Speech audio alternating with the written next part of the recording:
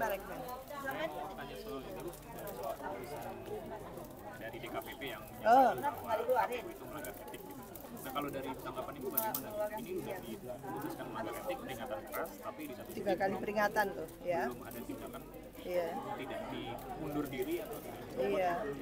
Kalau mengharapkan yang bersangkutan mundur, kayaknya di Indonesia belum menjadi semacam tradisi ya, budaya mundur, budaya malu, budaya saya tidak bisa menjalankan tugas saya secara proper, mundur, itu belum menjadi tradisi atau budaya yang dalam mungkin masyarakat yang beradab gitu ya, dengan keadaban tinggi, itu wajib gitu, bahwa dia sudah melakukan kesalahan-kesalahan yang fatal gitu. Etika itu fatal gitu. Maka kemarin itu para pakar hukum ya, kayak Pak Nusro segala itu sudah mengatakan dalam satu acara yang luar biasa itu seharusnya mundur gitu ya, karena cacat. Bahkan Pak Jokowi dimintakan untuk menarik gitu ya pencalonan anaknya itu gitu kan. Itu bahasanya Pak. Kalau saya setuju, karena kalau yang cacat seperti ini diterus-teruskan, maka memori kolektif dari para pemilik ini salah, terus menerus seperti itu, dan itu akan akumulatif gitu ya. Lihat saja debat, sudah 5 kali pun memorinya ke sana terus kan gitu, para paslon itu.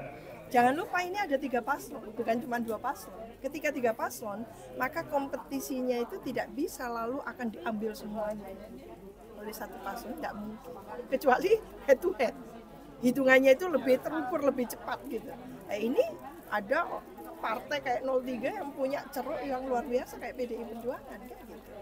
Lalu pendukung-pendukungnya Pak Jokowi itu sudah tinggal 3 doang.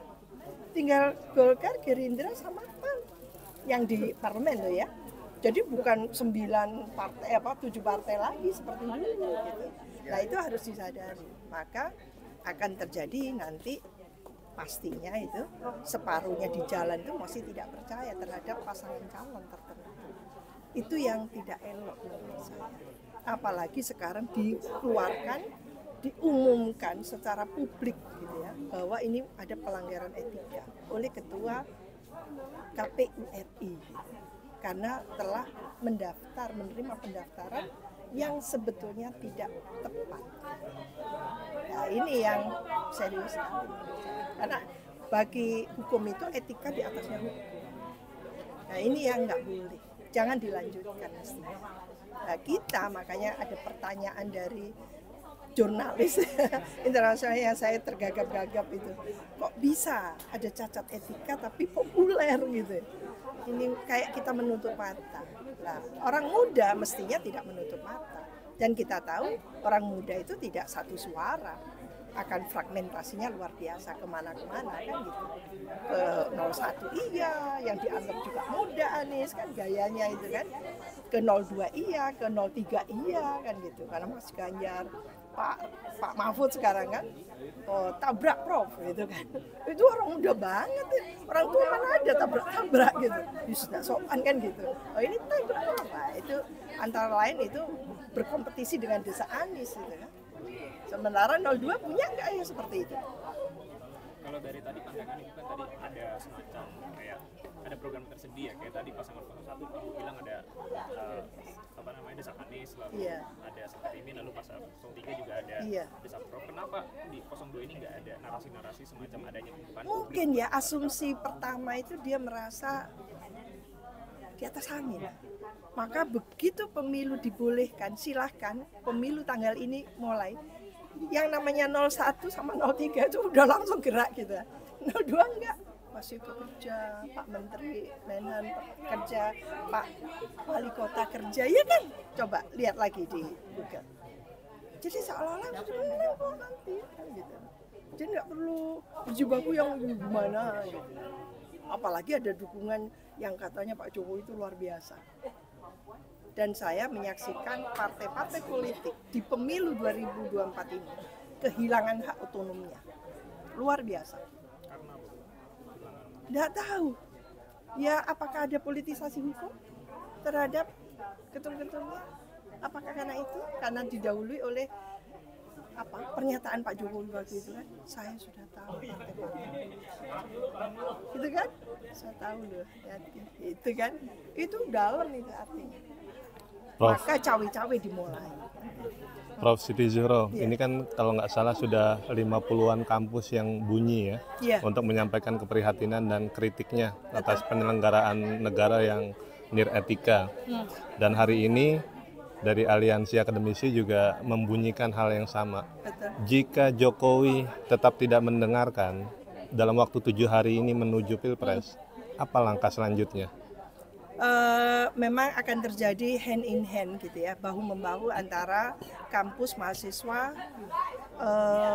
para pegiat ya, LSM gitu, aktivis pegiat itu yang akan menyuarakan bahwa pemilu itu tidak absah sebenarnya, diikuti oleh paslon yang tidak absah, seolah-olah seperti itu gitu ya.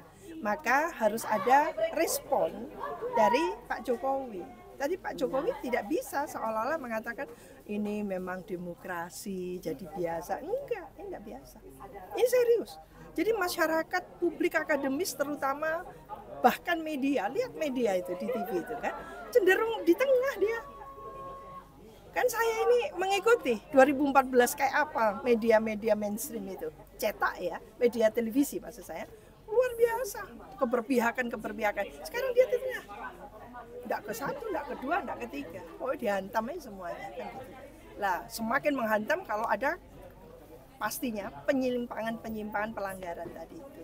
Lah, ini yang sudah mulai hand in hand antara media, LSM, kampus gitu ya, profesional, kita-kita yang profesor gitu. Udah, berarti ada yang salah.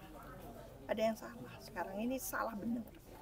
Bu, aku ingin lanjut ke pembahasan soal tentang DKPP, putusan DKPP ke KPU tadi. Iya. Kalaupun nanti mestinya DKPP itu tegas saja. Nggak usah peringatan keras kok 3 kali. Finish. Ya, kalau secara hukum loh ya. Kalau misalkan KPU akhirnya mengundurkan diri, apakah ada perubahan dari Kan ada PAW. Kan banyak. Calonnya kan nggak 7 doang. Saya pansel tuh. Ada PAW angkat. Enggak, maksudnya ada bakal mengumumkan dari pasangan calon itu apa enggak? Kalau misalkan si KPU mengundurkan diri, kan itu kasusnya kan karena meloloskan cawapres mencalonkan. Menurut diri, saya gitu. Kalau bergeming iya, istilahnya itu kalau Pak Jokowi lalu melihat waduh ini sudah sampai dia mengundurkan diri dan harus mundur gitu ya, KPU-nya ketuanya tidak cukup sebagai ketua saja kan gitu. Berarti kan serius sekali. Lah, pastinya sekuat apa nantinya termasuk partai-partai gitu ya, paslon 2 paslon lainnya itu hand in hand.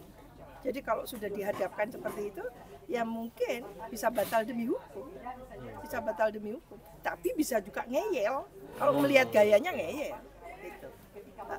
Berarti tidak mudah untuk nomor 02 urut 02 ini mundur atau tidak itu bukan berarti ada tuntutan hukumnya, berarti itu kalau misalkan mereka bakal mengundurkan diri itu memang keinginan pribadi begitu. Kalau sampai hari ini saya mengatakan sulit untuk 02 itu surut ke belakang. Tapi yang paling bisa kita mintakan itu adalah KPU, ketua KPU itu. Karena memang dia akan menjadi katakan nantinya salah satu indikator penting berkualitas tidaknya, sukses tidaknya pemilu kita. Bayangkan loh 3 pemilu tahun ini, lalu ketuanya cacat, susah. Jadi menurut saya daripada semua dicacatkan, mending satu ini yang diperbaiki, ya nggak? Enggak sih sebenarnya, karena kan ini kan salah ya, satu diperbaiki, maka dia tidak patut untuk menjadi ketua KPU kalau sudah cacat 3 kali peringatan keras itu. Silakan di routing siapa gitu. Di apa istilahnya rolling ya. Di rolling gitu. Di rolling. Baik, nah tadi Mas dari KBA itu kan menyinggung soal lebih dari 50 kampus ya tadi ya, 50 kampus yang sudah menyuarakan. Berarti kalau misalkan emang ini pada akhirnya tidak didengar juga oleh presiden kita, iya. Apakah ini ada menjadi salah satu pemantik untuk ada gerakan-gerakan seperti ya gerakan-gerakan mahasiswa yang mulai turun ke jalan lah seperti itu? Akan sangat serius ketika pemilunya distortif. Ketika pemilunya dianggap pemilu curang, memenangkan 02, selesai, rame, tidak bakal diterima. Jangan nganggep seperti 2019. Kekuatan tidak berimbang waktu itu. Bisa Tapi lebih besar berarti. sekarang fragmented.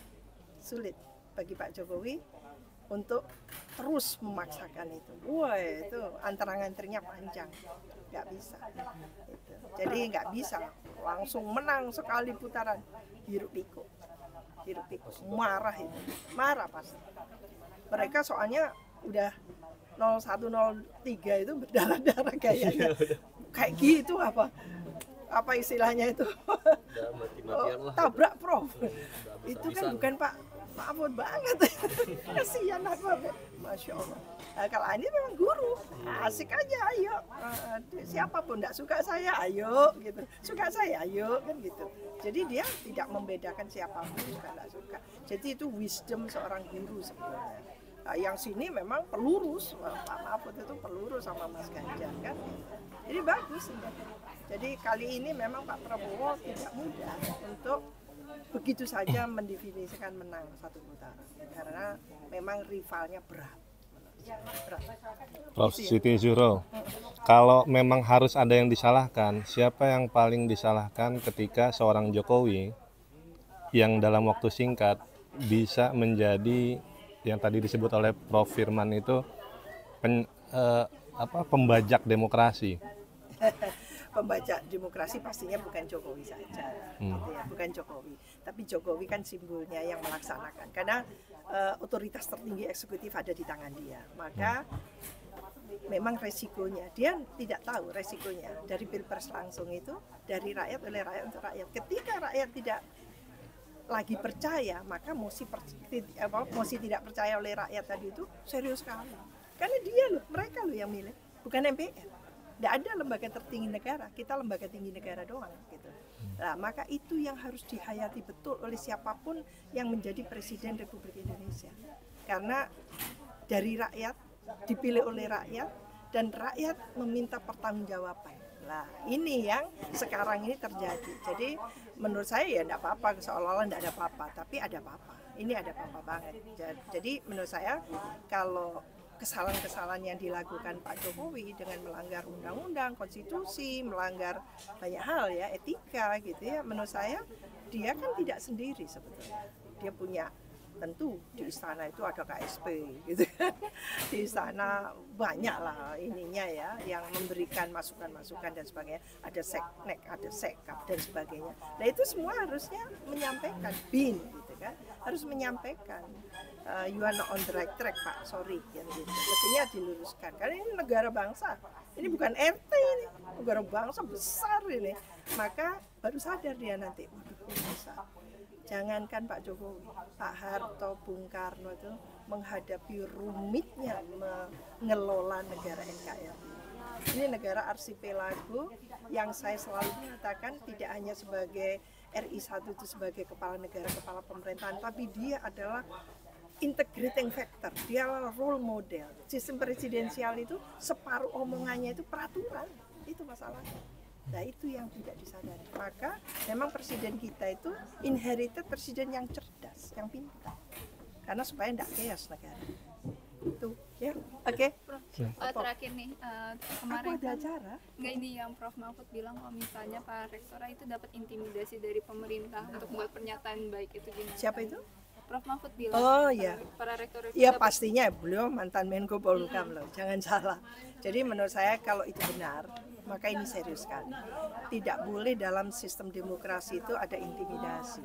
Dan nanti saksikan apakah pemilu kita tanggal 14 Februari ini akan menghadirkan pagar-pagar berduri, kawat-kawat berduri yang tinggi-tinggi menjulang gitu, plus mobil-mobil tank di kementerian, lembaga, dan ruang-ruang tertentu, apakah seperti itu? Kalau itu yang terjadi, maka betul-betul pemilu kita mengulang lagi pemilu yang lalu dan bahkan getting worse.